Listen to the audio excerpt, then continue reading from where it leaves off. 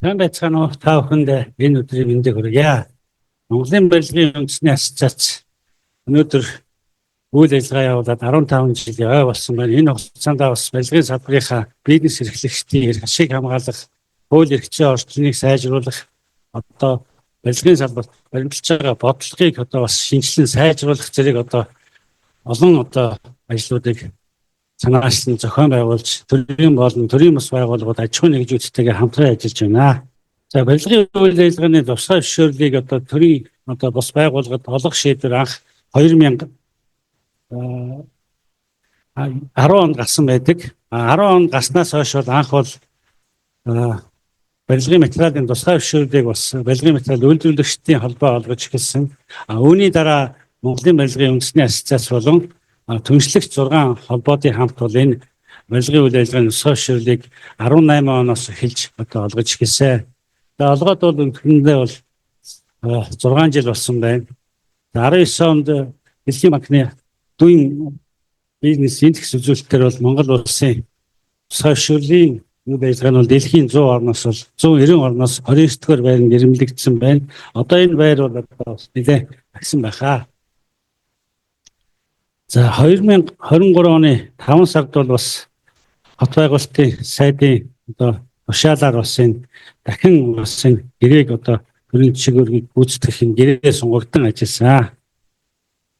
За энэ та бүхэн энэ манай түншлэгч холбоодыг харж байна. Монголын барилгын инженеруудын холбоо, барилгын зохиогчдын холбоо, өргөн тээвэрлэх машин төхөөрөмжийн үндэсний холбоо, Монголын барилгын инженер геологчдын холбоо, Монголын барилгын төсөвчдийн холбоо, Монголын барилгын гүйцэтгэгч байгууллагын холбоо зэрэг эдгээр байгууллагуудтай бид хамтран бас энэ үйл ажиллагааг зохион байгуулж ажиллаж байгаа. За барилгын үйл ажиллагааны тусгай зөвшөөрлийг зохион байгуулагчдын хувьд бол ажлын алба ажиллаж байгаа. Ажлын албаны чиг үүрэг бол тусгай зөвшөөрөл эзэмшигчтэй гэрээ байгуулж ажиллах, мөн тусгай зөвшөөрлийн гэрчлэгийг олгох, хуулийн этгээдийн мэдээлэлд захимаар өөрчлөлт оруулах, захим системд оруулах зэрэг эдгээр үйл ажиллагааг нэг цагийн үйлчлэгээр дамжуулан хийж байгаа. Мөн Монголын барилгын үндэсний ассоциацийн ерөнхийлөгчийн тушаалаар бас энэ хяналтын зөвлөлийг бас байгуулж байгаа. Хяналтын зөвлөлд бас манай энэ түншлэгч мэргэжлийн холбоод орж тусгай зөвшөөрөл эзэмшигчтэй байгуулсан гэрээний биелэлтийг дүгнэх, мөн тусгай зөвшөөрлийн үйл ажиллагааны хэрэгжилтэнд хяналт тавьж үр дүнг нь бас төрийн захиргааны төв байгууллагадаа бас ингэж танилцуулж байгаа. Тэгээд тусгай зөвшөөрлийг төдөлжүүлэх хүчингүй болох асуудлаар бас санал боловсруулж ингэж хяналтын зөвлөнд ажиллаж байна. Хяналтын зөвлөл нь бол ажиллаж байгаа. За энэ хоёрыг сая уншсан учраас бодогсчээ.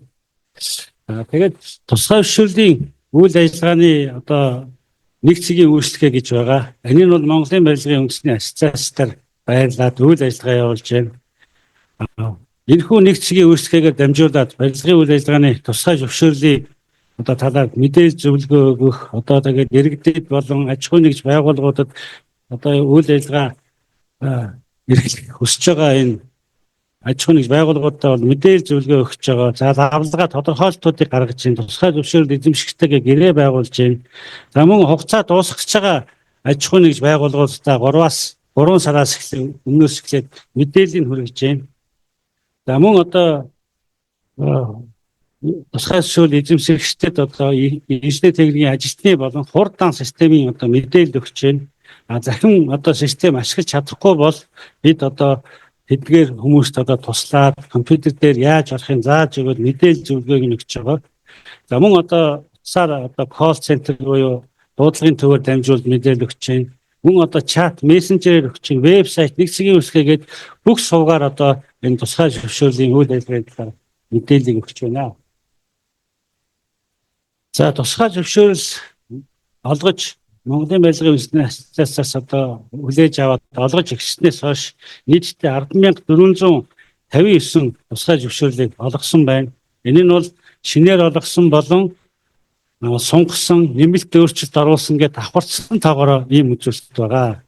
21 оноос өмнөх нь бол дандаа хүний оролцоотой хуралд хурлын гишүүд оролцож олонхын саналаар гар өргөж шийддэг байсан. Энэ шийдэл бол одоо 21 оны 7 дугаар сараас өөрчлөгдөж 21 онд ихэд гар өргөж баталгаажуулсан зөвшөөрлийн тоо 977 байхад захимаар 1157 болоод ингээд яг 7 сараас хойш ингээд хагасчил огцон буурсан байна. Энэ нь юутай холбоотой нэхэр эхлээд манай нөгөө захим системээр ажиллахад бас энэ хурдан системтэй холбогдоход бас зарим талаар асуудалтай зүйлүүд бас гарч байсан гэдэг. За тэгээ энэ байдлууд арилаад явандаа энэ тусгай зөвшөөрөл хүсэж байгаа хүмүүс маань авч байгаа хүний тоо маань яг жилээс жилд ингээд өсөд байгаа. Энэ нь бас манай барилгын үйл ажиллагаа явуулж байгаа компаниудын захим одоо орчинд ажиллах ур чадвар нэмэгдсэн. За мөн одоо энэ бусад хурдан системтэй холбох үйл ажиллагаа саадгүй болж энэ одоо үйл ажиллагаа бол жигдэрснийг харуулж байна.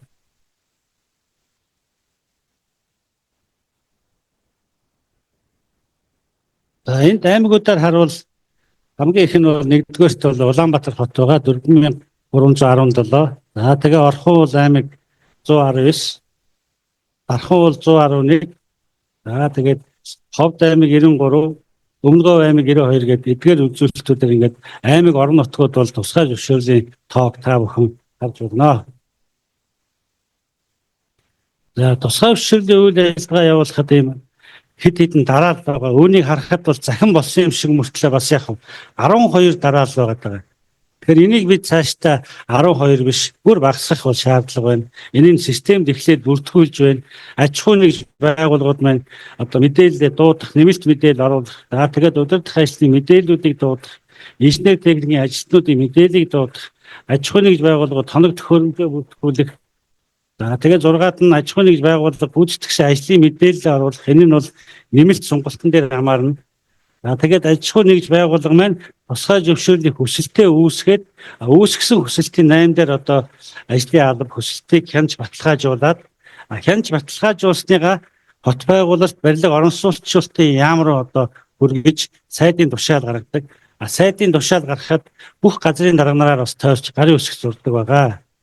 За тэгээ сайдын тушаалыг үндэслэж үнд цаасан дээр яг энэ гэрчлэгээний бичлэлт хийгдэн. Гэрчлэгээний бичлэлт хийгдчихэд дахиад барилга хот байгуулалтын яам руу явуулаад сайд гарын үсэг зурж тамга дараад за тэгээд 12-т нь барилгын үйл ажиллагааны тусгай зөвшөөрлийг одоо гэрээг нь байгуулаад тэгээд гэрчлэгийг нь олгодог. Ийм одоо бас дараалалаар явж байгаа. Энэ нь бас захин болсон ч гэсэн бид яг дахиад энэ дотор үйл ажиллагааныхаа хувьд бол хасах, сайжруулах зүйл бас байна гэж харж байгаа юм. За энэ дээр бол бүр тодорхой харагдаж байгаа. Аж ахуй нэгж байгууллагууд маань бүртгүүлж байна. За тэгээ эрүүлсэн одоо материалыг яам руу явуулж байна. За гэрчлэгийг бичиж байна. За тэгээд өмнөх нь ярьсан учраас 7-оос эхлэе. 7 дээр бол ингээд бас тайлан бас хүлээж авдаг байгаа. Улирал одоо хагасчилд болон бүтэн жилээр энэ үйл ажиллагаа нь бас барилгын одоо хөгжлийн төв дээр байж байгаа. Тэгэхээр энэ дээр нөгөө тайланг бид хүлээж авсан үгийг нь яг тухайн компаниудтайгаа бас ингээд нөгөө хизээ та нар гэрээний үүргээ биелүүлээ гэж чартах эрх нь бол бидэнд байгаа ч гэсэн тайлангийн хөгжлийн төв дээр хүлээж авч байгаа учраас энэ компаниуд маань тайлангаа өгчөнийг үе гэдэг асуудлыг бол барилгын үндэсний ассоциацийн хувьд мэдэхгүй байгаа. Мөн инженер техникийн ажилтны шилжиж хөдөлгөөнийг бас хөгжлийн төв дээр байгаа учраас энэ үйл ажиллагаанд яг компаниуд барилгын ассоциацийн нэг цэг дээр ирчгээд инженер техникийн ажилтныхаа шилжих хөдөлгөөнийг хийх гэдэг дахиад хөгжлийн төв рүү очиж байгаа ийм асуудлууд бас байгаа учраас энийг бид бас яг шинжлэх шаардлагатай. Түрүүн Нэмхбаатар ерөнхийлөгч хэлсэн байгаа. Энэ нь 23 онд бас ингээд яамны сайдын бас энэ тушаалаар ингээд өөрчлөлтөд нэг хэсгийг бас ингээд авсан байгаа бас тийм.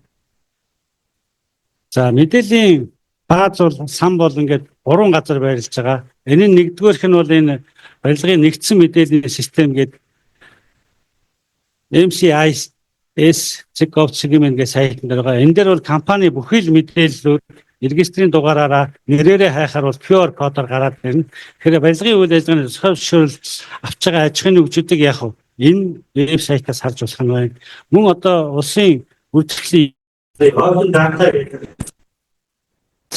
аж ахуйн нэгжүүдийн одоо бүхий л мэдээллүүд бас яг 5294 аж ахуйн нэгжийн мэдээлэл өнөөдөр энд байж байна. За мөн тусгай зөвшөөрлийн нэгдсэн систем байгаа. Энэ дээр бас тусгай зөвшөөрөлтөй аж ахуйн нэгжүүдийн бүхий л мэдээлэл байгаа.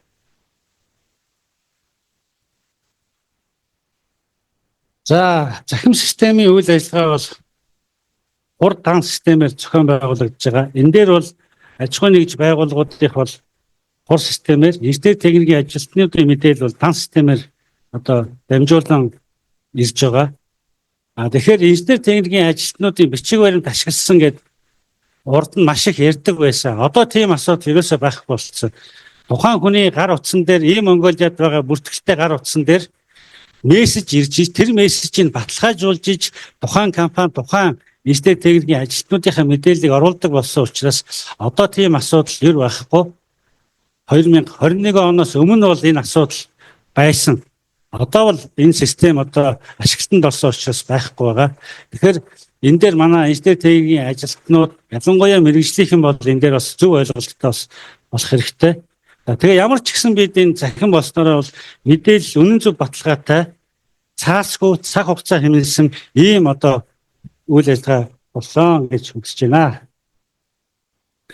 За өнөөдөр тусгай зөвшөөрлийн одоо томоохон захим систем байгаа. Энэ дээр хэн ямар эрхтэй юм бэ гэж та бүхэн харж байгаа. Энэ захим системээр бүх баазууд маань барилгын хөгжлийн төвдөр байршдаг, серверийг удирдах, хандах эрх. Тэгээ бүхэл одоо удирдлага бол барилгын хөгжлийн төвдөр байгаа. Яамны хувьд бол зарим системийн одоо хандах эрхийг одоо удирдах гэдэг юм уу харах эрхүүд нь байж байгаа. Харин Монголын барилгын үндэсний ассоциац дээр зөвхөн тусгай зөвшөөрлийн хүсэлтийг удирдах, баталгаажуулах ийм л эрх байгаа.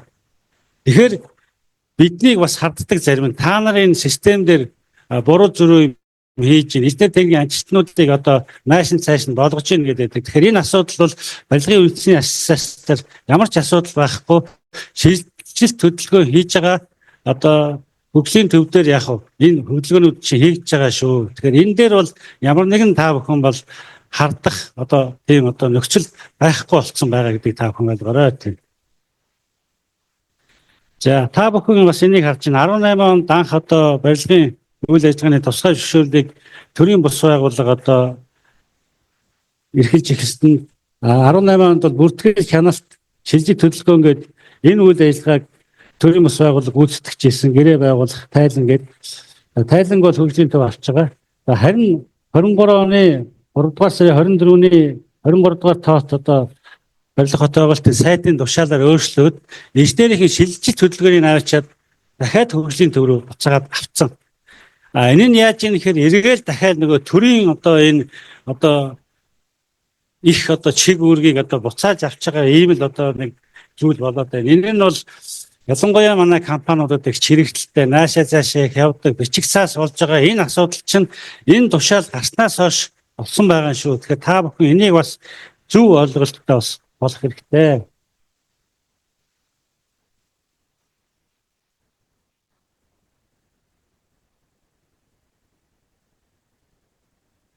За энд бас ингээд та бүхэн нэг тоо харж байна.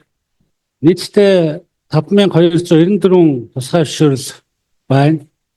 За тэгээд энэ 24 онд бол жишээ нь 1721 тусгай зөвшөөрлийг бол баталгаажуулсан байна.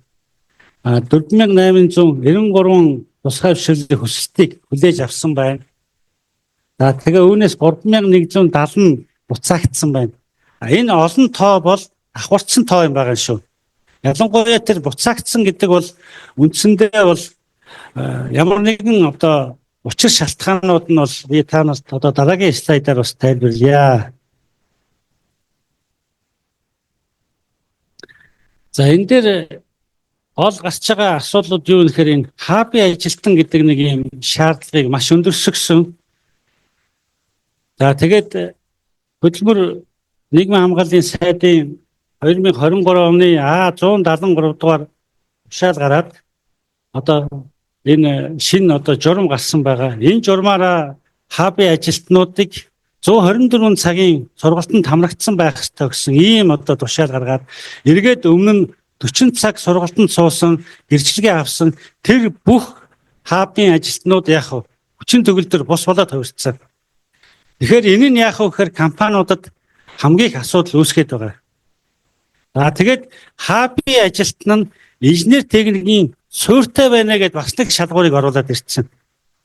Энэ нь яаж юм тэгэхээр эргээд яг нөгөө хабын ажилтан бол хабаа л хийх ёстой шүү дээ. Инженер бол инженер л хийх ёстой. Аль ч орон тийм л байдаг. Заавал инженер суурьтай хаб байж энэ хабыг хийхгүй.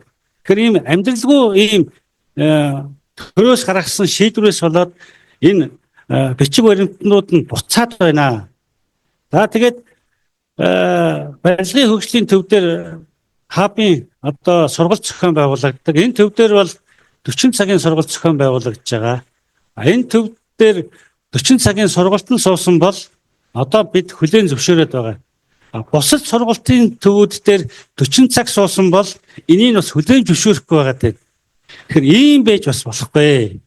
Тэгэхээр энэнд бид шаардлага тавьбал нэг бол энэ хөдөлмөр нийгмийн хамгааллын яамны сайдын 124 цагаа барих юм уу? Эсвэл бид өөрсдөө зориулсан энэ хөгжлийн төвд сургасан л бол 40 цаг гэдэг энэ одоо зүйлийг байх юм уу? Сургалтын төвүүдтэй тэгвэл нэг үсэн боломж олгоод бүгдээрээ 40 цагаар барилгын хаб гэд шинэ нэр томьёо гаргаад тэгээ сургацгаая. Тэгжиж бид яг энийг одоо өөрчлөх боломж байна. За тэгээд энэ дээр яг одоо бусад шалтгаанууд бол харьцангуй гайгүй. Одоо байгууллагууд бол өөрсдөө ингээд хоног төхөөрөмжийнхөө одоо мэдээллийг дутуу оруулах, нормчийн сангийн мэдээлэл дутуу оруулах, инженер техникийн ажилтнуудын давхцал, боловсролын мэдээллүүдийг дутуу оруулах гэдэг үйлүүд байгаа. Ялангуяа боловсролын мэдээлэл дээр нөгөө боловсролын мэдээллийн сантай холбогдож байгаа. Энэ нь 2007 оноос өмнөх одоо суралцсан хүмүүсийн мэдээллийг энэ санд байхгүй. Зарим бас ингээд 2024 онд дөнгөж төгссөн хүмүүсийн мэдээллүүд бас яг энэ санд ороогүй байдаг. Ягаад гэвэл тэнд 2 хүн ажилтан бүх мэдээллийг шивж оруулдаг гэсэн. Тэгэхээр энэ дээр бас зарим талаараа нөгөө хүмүүс мэдээлэл оруулахад миний мэдээлэл орохгүй байх, гарахгүй нь гэдэг. За тэгээ боловсролын мэдээллийн санд оруулахын тулд яг нөгөө бичиг баримтаа барьж очиод дахиад яг боловсролын яамд очиод энэ мэдээлэлээ оруулах энэ ажиллагаа нь бас яг хүмүүст бас хэрэгжилтэй байгаад байдаг. За тэгээд гадаадд төгссөн одоо төгсөгчдийн хувьд бол төгссөн инженер техникийн ажилтнуудыг бол боловсролын яам дээр баталгаажуулахгүй. Тэр дипломо баталгаад орчуулад тэгээд яг систем рүү оруулж иж энэ одоо инженер техникийн ажилтнуудын одоо бичиг баримт гадаадд төгссөн бол баталгаажнаа.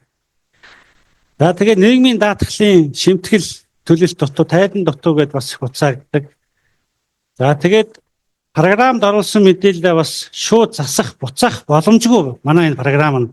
Нэг алдаа гаргахад л яг нөгөө програм нь буцах буюу одоо эдит хийх боломж байхгүй учраас заавал нөгөө хүсэлтээ илгээчгээд тэгээд буцаалт авчиж засдаг. Тэгэхээр бид яг хөөр энэ програм дээрээ бас энэ сайжруулалт хийхгүй бол заавал ингэж нөгөө хүмүүсийг ингэж илгээгээд буцаагаад 3,000 гаруй энэ буцаалтыг чинь нилээд хэсэг нь энэ яг засвар хийж болохгүй учраас илгээж буцаад байгаа асуудал бас байгаад байгаа юм байлээ. За тэгээд үйлчлэгээний хураан төлөөгөө бол бас ингэ буцаагддаг ийм одоо шалтгаанууд байна. За тэгээд барилгын салбарт үйл ажиллагаа явуулж байгаа тусгай зөвшөөрөл эзэмшиж байгаа энэ компаниудад хариуцлага ерөөсөө байхгүй. Бид инженер техникийн ажилтнуудаар нь шаардлага тавиад байгаа болохоос биш яг энэ эзэмшигч байгууллагын удирдлагт нь ерөөсөө шаардлага тавьдгүй. За нэг гэрээ хийдэг. Тэр гэрээ бол өнөөдөр бэлэг тэмдгийн шин чанартай. Хэн хариуцлага тооцох юм? Хинч тооцох ямар ч одоо тийм субъект байхгүй болчиход байгаа. За тэгээд энэ барилгын тухай хууль, энэ дүрм журмаа зөрчөөд байгаа энэ олон барилгын компаниа бид яах юм? Энэ хууль бус одоо нөгөө зүйл хийгээд байгаа энэ компаниудыг яах юм? Чанаргүй барилга бариад байгаа энэ хүмүүсээ яах юм бэ? Тийм ээ? Ажилчтай хохироож ийн гүйцэтгэгчдийнхээ туслан гүйцэтгэхээ төлбөр тооцоох хийхгүй тийм үү? Маргаан гаргадаг. Бүр энэ одоо хуурам шийдэл бол барилгын салбарын нэр хүндийг бол үнэхээр шалаар нэг болгож байгаа. Тэгэхээр ийм байдалтайгаар бид барилгын компаниудаас чадахжуулах энэ одоо тухай одоо хариуцлага байхгүй бол 1000 одоо инженер техникийн ажилтнуудаа та нар одоо олон болгоод нэмэр байхгүй. Тэгэхээр энэ барилгын энэ компани удирдлага бол нэг бол барилгын мэргэжлийн байх хэрэгтэй. Нэг бол заавал энэ барилгын мэргэжлийн одоо тэр менежментийн барилгын эрх зүйн хөдөлмөрийн аюулгүй байдлын энэ сургалтуудад хамрагдаж байж энэ компани удирдах эрхийг олгоё. Тэгэхгүй бол энэ компани удирдлага гэж нэг тамга хармаасан маш олон нөхдүүд тухайн үедээ нэг хоёр инженерийн бичиг баримт бүрдүүл зөвшөөрөл авчихад ямар ч инженергүй нэг баригад оруулаад байшин барьж байгаа олон одоо тохиолдлыг та нар бүгдээрээ мэднэ. Тэрийг бид яг одоо хараа сууж байгаа. Тэн ч хариулах тооцдгүй. Тэгэхээр энэ байдлыг бид арилгахгүй бол энэ тусгай зөвшөөрлийг 1000 чангаруулад нэмэр байхгүй байна. За энэ нэг шатлан ахиулах одоо тийм тусгай зөвшөөрлийг одоо бас ингээд хуулиндаа бид оруулаад өгсөн. Хуулиндаа ингээд оруулснаасаа болоод чадварлаг инженерүүд компани байгуулад 16 давхар байшин барий гэвэл боломжгүй. Гадаадын хөрөнгө оруулагчид орж ирээд томоохон бүтээн байгуулалт барий гэхэр боломжгүй. Та заавал баг төвөгшөлтэй буюу 5 давхар хүртэл зөвшөөрлийг авч байж 1 жил үйл ажиллагаа явуулаад дахиад дунд төвөгшөлтэйг аваад 3 жил үйл ажиллагаа явуулаад тэгээд дараа нь зөвшөөрлөө аваарай гэдэг ийм одоо орон Монгол орноос өөр байхгүй. Тэгэхээр энэ одоо зөвшөөрлийн тухай суурь нөхцөл хангаж л олгох хэрэгтэй. Олгосон хоноо харин хариуцлагаа нь тооц. Тэгэхээр юу гэдэг нөгөө нэг ямар дөнгөж ажилд орж байгаа инженер биш үү? Тэ чи 5 жил ажиллаж ийж мэрэгсэн болно гэж байгаа биш үү? Чин насаараа барилгад ажилдсан 20 жил 30 жил ажиллачаад ягаад компани удирдаад өндөр төвөгшөлттэй барилга барьж болдгоо юм бэ? Энэ боломжийг нээж өгөх хэрэгтэй шүү дээ чинь. Тэгэхээр энэ хуулийн заалтуудаа бид бас яг хамтдаа хэдүүлээ басаж залруулъя. За тэгээд шатлан олгосноор бол одоо ийм одоо боломжгүй болцсон байгаа сая тайлбарлсан. За ХБ ажилтнуудыг одоо бас ингээд журам гарган шаардах болсныг бас нэг асуудал байгаа. За бас энэ инженер техникийн ажилтнуудын нийгмийн даатгалын шимтгэл 1-3 сар бас нэхэд байдаг байгаа. Энэ нь бол барилгын тухай хууль, зөвшөөрлийн тухай хууль те энэ одоо дүрм журамд заагаагүй бас материал аваад байгаа. Бид л өөрсдөө журам гаргаад ингээл зохиоцсон шүү дээ. Тэрнээс бол инженер хүн нэг газар ажиллана уу, 3 гар ажиллана уу, ур чадвартай хүн бол хэдэн ч газар ажиллаж болно. Тэгэхээр энэ асуудлыг ингээд заавал нэг компанид нэг хүн насаараа хадагдах ёстой гэсэн энэ социализмын үеийн бид ойлголтоос салах хэрэгтэй байна. Тэгжиж яг энэ инженерүүд чинь одоо чадах чинь орлого нь нэмэгдэнэ. За гэрээ дүрм зөрчсөн энэ барилгын үйл ажиллагааны тусгай зөвшөөрөл эзэмшигчдийн төрөв хариуцлага тооцохгүй тухай ярьсан. Энийг бид одоо харахгүй бол ямар ч одоо асуудал яриад чанар яриад нэмэр алга. За тэгээд гүйцэтгэх удирдлагад бид ямар ч шаардлага тавихгүй байна. Өнөөдөр эмнэлгийн салбар, санхүүгийн салбар, хуулийн салбар бүгд яадгүй. Удирдлага нь заавал мэрэгжлийн байх ёстой гэдээ бүр хуулиндаа заасан байна шүү дээ. Бид бол яадгүй гэхээр чиний доор ажиллаж байгаа ажилтан инженер байх хэрэгтэй гэдэг нь буруу байгаад байна. Тэгэхээр энэ дээр бол мэрэгжлийн биш юмаа гэхэд энэ чадахжуулах сургалтанд суусан барилгын тухай ойлголт авсан хүнээр удирдуулахгүй бол юу ч мэдэхгүй нэг хүнээр инженерүүд удирдлагын доор ажиллаад байгаа нь өөрөө маш буруу байна. Олон улсад ч гэсэн ийм одоо удирдлагад нь шаардлага тавьдаг энэ жишгүүд бас байгаа. За тэгээд бидний хувьд бол яг цаашдаа шийдлээ хийхдээ төрийн байгууллагуудтайгаа хамтрий, бусад төрийн бусдаагаа хамтрий, та бүхнийхээ санаа бодлыг бас сонсоод ингээд хамтдаа энэ асуудлаа шийдье гэж зорж байна. За зөвшөөрлийн тухай хууль шийдлэгдсэн батлагдаад хэрэгжсэн. Ийм учраас бид барилгын тухай хууль болон энэ журмаа бас өөрчлөх хэрэгтэй. Ер нь цаашдаа журам хэрэгжиж байнуудаа хуулийн дээр юм заасан байхад бид дахиад журам гаргаад ингээд олон журмаар бид зохицуулаад авах шаардлага гардаг. За тэгээд зөвшөөрлийг одоо шатлалгүй болгоё. За тэгээд хөдөлмөрийн аюулгүй байдал эрүүл ахуйн ажилтан барилгын инженер одоо техникийн ажилтан байх суурьтай байхыг бүр нь хасах хэрэгтэй. Ер нь цаашдаа барилгын хабын ажилтан гэдгийг яг тусад нь бэлтгэдэг болъё. Ерөнхий хаб биш. Энэ нь барилгын талбай дээр яаж ажиллах вэ? Барилгын хаб гэдэг чинь өөрөө яг устдаа бас мэрэгжил байгаад байна гадаад оронд чинь. Эмчийг та нар мэднэ шүү дээ. Нүдний эмч, шүдний эмч, дотрын эмч гэдэг. Яг энтэй адилхан хаавчин бас уул уурхай, эрүүл мэнд, боловсрол гэдэг олон чиглэлээрээ салж байгаа. Тэгэхээр энийг бид бас яг барилгын салбартаа хэрэгжүүлээд энэ холбогдох хөтөлбөр нийгмийн хамгааллын яамд нь саналаа хөрвүүлээд энийгээ бид өөрчлөө гэдэг энэ боломжийг бид гаргаж өгөх хэрэгтэй байна. За тэгээд бусад салбарын болон гадаадын мэргэжлийн зэргийг бол Монгол улсын одоо барилгын салбарын мэргэжлийн зэрэгт дүүцүүлэн олгоё. Биднээс илүү боловсрол мэдлэгтэй одоо төгсөрсөн хүмүүсийг бид бас энд хүлээн зөвшөөрөхгүй байх нь бас утгагүй байгаад байна. За зөвшөөрөлд эзэмшигч аж ахуйн нэгж байгууллагуудын удирдлага мэргэжлийн бишин бол ядаж энэ барилгын менежментийн чиглэлээр багадаа 3 багц цагштай сонсгоё. Тэгэхгүй бол энэ мэргэжлийн бос улсуудчны салбарыг чинь шалаар нэг болгоод байна. За инженер техникийн ажилтнуудын шилжиж хөдөлгөөн аж ахуйн нэгж байгууллагуудын тайлан хүлээх авах үйл ажиллагаагаа төрийн бос байгууллагада шилжүүлээ. Шилжүүлсэн шиг шилжүүлээ. Тэгэхгүй нэг ингээд өмцөм аваад тэгээд энд нь хүмүүсийн толгой эргүүлээд энд тусгай зөвшөөрөл нөгдөг, энэ шилжилт хөдөлгөөн хийдэг, энд нь тайлангийн авдаг, энд нь гэрээг нь хийдэг гэдээ яг хүмүүс их төөрөөд байна. Тэгэхээр энэ төөрөгдөлд оруулахгүй хэдүүлээ цэгцтэй журамтай болгоё. За тэгээд энэ барилгын үйл ажиллагааны тусгай зөвшөөрлийн програм хангамжаа бас шинжилэн сайжруулъя. Тэгэхгүй бол манай програм маань яг нөгөө түрүү хэлсэн шүү дээ. Эдит товч байхгүй учраас маш их буцдаг гэдэг. Энэ мэтчлэн яг зүйлүүдийг бид одоо сайжруулах шаардлагууд нь бас байгаад байгаа. Одоо UX буюу одоо хэрэглэгчдэд ойлгомжтой болгох бас шаардлагууд нь байгаад байгаа. За мөн одоо энэ гэрээ гэрчлэгийг бас захин болгох хэрэгтэй байна. Тэгэхгүй бол бас л нэг сайдын гарын үсэг наашаа цаашаа гэдэг энэ үйл ажиллагаа маань бас өнөөдөр ч гэсэн одоо байгаад байна.